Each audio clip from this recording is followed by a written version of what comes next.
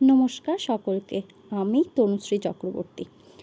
আমি এই প্রথম তোমাদের সাথে এরকম কিছু শেয়ার করতে চলেছি। আগে অনেকবারই আঁকিবুঁকি করেছি, কিন্তু কোনোদিনও মনে হয়নি যে তোমাদের সাথে শেয়ার করি। এখন ফেসবুকে এবং নানা সোশ্যাল মিডিয়ার জায়গায় দেখতে পাচ্ছি সবাই এগুলো শেয়ার করে থাকে। তাই নিজেরও মনে হলো যে আমি যখন আঁকিবুঁকি করেই থাকি, তখন তোমাদের সাথে একটু শেয়ার করলে অসুবিধা কী আছে। তো আজকে হঠাৎ করেই মনে হলো যে আজকেই বসে পড়ি আমার ঘরের চৌকাঠটায় একটু আঁকিবুঁকি করতে। দেখো, অনেক দিন করিনি, তাই আগেই একটু চকখড়ি দিয়ে এঁকে রেখেছিলাম। আমি যতবারই আঁকি ততবারই আগে চকখড়ি দিয়ে এঁকে রাখি, তাহলে না খুব সুবিধা হয় আঁকতে, আর হাতের টানগুলো খুব ভালো হয়, আর খুব সুন্দরভাবে নকশাগুলো করাও যায়। এই আলপনা দেওয়ার ব্যাপারটা না আমার মধ্যে কোথা থেকে এলো আমি জানি না, তবে আমার দাদা ভীষণ ভালো আলপনা দেয়। আমার দাদার হাতের কাজ ভীষণ ভালো, আমি ওর থেকেই শিখেছি। তো যাই হোক, আজকে আমি কেমন আলপনা দিলাম সেটা কিন্তু তোমাদের থেকে জানার খুব ইচ্ছা আমার থাকবে। তোমরা কিন্তু অবশ্যই বলো আমার হাতের কাজটা কেমন হয়েছে। এই প্রথমবার তোমাদের সাথে শেয়ার করতে পেরে আমারও কিন্তু ভীষণ ভালো লাগছে যে আমি তোমাদের সাথে আমার নিজস্ব কিছু গুণ তোমাদের সাথে শেয়ার করতে পারছি। এটা অনেকটা মনের মধ্যে ভয় নিয়েই করতে বসেছিলাম, কারণ আগে কোনো দিন এইভাবে তো শেয়ার করিনি। আর মনের মধ্যে একটা ভয়ও লাগছিল যে করতে পারবো কি না, ঠিকঠাকভাবে হবে কি না। আগে বহুবার এঁকেছি, আগের একটা আমার আঁকা আছে, সেটা আমি কোনো সময় পরে তোমাদের শেয়ার করব। সেই রঙটা কিছু কিছু উঠে গেছে। তো আজকে যেটা করছি এটা একদমই নতুন। হঠাৎ করে মনে হলো যে বাড়িটাকে একটু সাজিয়ে তোলা যাক, তো তাই আর কি লেগে পড়েছি কাজে।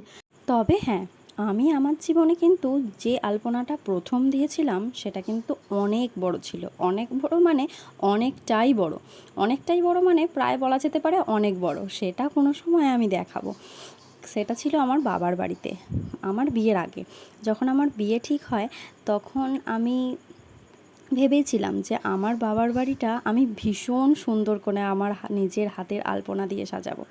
ছোট ছোট আলপনা আমি আগেই দিতাম, কিন্তু তখন মনে হয়েছিল পুরো বাড়িটা দেব। জানো তো, আমার বাবার বাড়িটা না ভীষণ বড় একটা দোয়ার আছে, তাই পুরো দোয়ার জুড়েই আমি আলপনা দিয়েছিলাম। সাদা শান, তার মধ্যে সাদা রং আর লাল রঙের ছোঁয়ায় দোয়ারটা না পুরো একদম সেজে উঠেছিল। আর বিয়ের সময় ছিল তো, মনে হচ্ছিল যেন নতুন রঙে নতুনভাবে সেজে উঠেছে আমার বাড়িটা। সবাই বলেছিল ভীষণ সুন্দর হয়েছে। তা আজ থেকে প্রায় 2 বছর আগের ঘটনা বলছি। আমার এই সামনেই অ্যানিভার্সারি গেছে, তার মানে ঠিক 2 বছর 2-3 মাস আগের কথা বলছি আমি। তখন খুব কষ্ট করে, খুব যত্ন করে পুরো বাড়িটা তুলি দিয়ে আঁকিবুঁকি এঁকেছিলাম, কিন্তু কেউ বলেনি যে খারাপ হয়েছে। সবাই বলেছিল ভীষণ ভালো হয়েছে, তোর হাতের প্রথম আলপনা দেওয়া যে এত সুন্দর সেটা আমরা ভাবতে পারিনি। কিন্তু আমার মনে হয়েছিল যে না, এর থেকে আরও ভালো হবে, এর থেকে আরও ভালো আমাকে করতে হবে। এখনও হয়তো অতটা ভালো পারি না, তবে তোমাদের আশীর্বাদ থাকলে আশা করছি একদিন ঠিক ভালো করতে পারবো।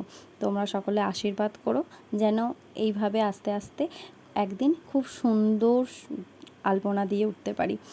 আর তোমাদের সাথে সেই আলপনাটাও শেয়ার করব, কারণ আমার আবার ইচ্ছা যে আমি ওই আলপনাটাকে আবার নতুন করে নতুনভাবে রং তুলি দিয়ে সাজিয়ে তুলব। কারণ আজ থেকে 2 বছর আগে দেওয়া তো, তাই রংটা না উঠে গেছে, আর ভালোভাবে ঠিক বোঝা যায় না, তবে অল্প অল্প বোঝা যায়। সামনেই আমার বাবার বাড়িতে পুজো আসছে, প্রতি বছরই হয়। আমার বাড়িতে মা আছে, কালী মা। তা আজ থেকে প্রায় 40 বছর ধরে একভাবেই দাঁড়িয়ে আছে। তোমাদের সাথে কোনো দিনই সেটাও শেয়ার করিনি, কারণ কোনো দিন মনেই হয়নি যে এগুলো শেয়ার করব। প্রচুর আনন্দ করি, প্রচুর মজা করি, তবে এবারে চেষ্টা করব যে তোমাদের সাথে এবছরের পুজোটাও শেয়ার করার। দেখি কত কি পারি। আর এটাও ইচ্ছা আছে যে এবছরে আমার বাড়িটা আবার নতুন করে পুরো রং তুলি দিয়ে সাজিয়ে তুলব। যদি সাজিয়ে তুলতে পারি তোমাদের সাথে আবার নিশ্চয়ই সেই আলপনা নিয়ে দেখা হবে। আজকের আলপনাটা কেমন হয়েছে তোমরা কিন্তু অবশ্যই জানিও, প্লিজ জানিও, তাহলে আমার খুব ভালো লাগবে। টাটা।